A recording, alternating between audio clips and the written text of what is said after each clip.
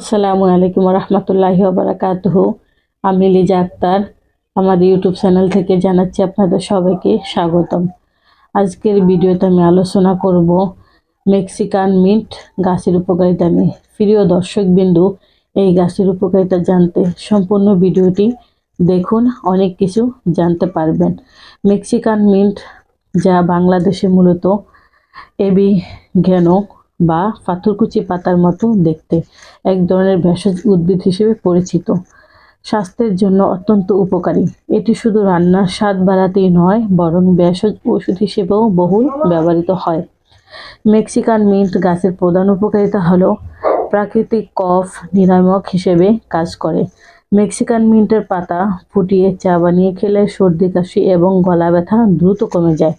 পেটের গোলযোগ, বদহজম বা গ্যাস দূর করতে এই পাতার রস বেশ কার্যকর। এটি পাকস্থলীর পেশিকে শান্ত করতে এবং হজম প্রক্রিয়াকে সহজ করতে সাহায্য করে। মেক্সিকান মিন্ট এর পাতায় থাকা অ্যান্টি ইনফ্ল্যামেটরি ও অ্যান্টিসেপটিক গুণ রয়েছে, যা পোকামাকড় বা কামড়ালে বা ত্বকের কোনো ক্ষত স্থানে এর রস লাগালে দ্রুত আরাম পাওয়া যায়। রান্নার স্বাদ ও ঘ্রাণ বাড়াতে মাছ, মুরগি, মাংস রান্না এবং সালাদে মশলা হিসেবে এটি ব্যবহার করা হয়। এই গাছটি খুব সহজেই বাড়ির টবে চাষ করা যায় এবং খুব বেশি যত্নের প্রয়োজন হয় না, তবে এর অতিরিক্ত ব্যবহার এড়িয়ে চলা উচিত। আমরা আয়ুর্বেদ চিকিৎসা দিয়ে থাকি। আয়ুর্বেদ ওষুধ গাছগাছলা দ্বারা তৈরি করা হয়। এর কোনো পার্শ্ব প্রতিক্রিয়া নেই। তাই আসুন আমরা আয়ুর্বেদ চিকিৎসা নেই, নিজে সুস্থ থাকি, পরিবারের সবাইকে সুস্থ রাখি।